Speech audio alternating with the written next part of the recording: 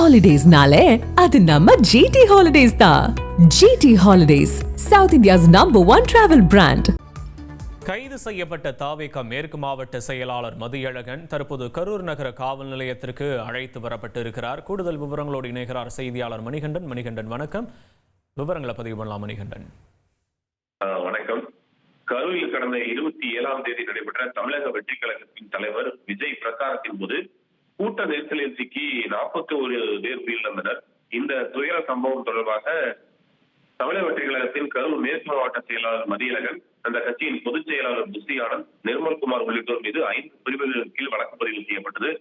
இதையடுத்து நேற்று இரவு கரூர் புறநகர் பகுதியில் அவரது நண்பர் வீட்டில் தலைமறைவாக இருந்த மேற்கு மாவட்ட செயலாளர் மதியழகன் கைது செய்யப்பட்டார்.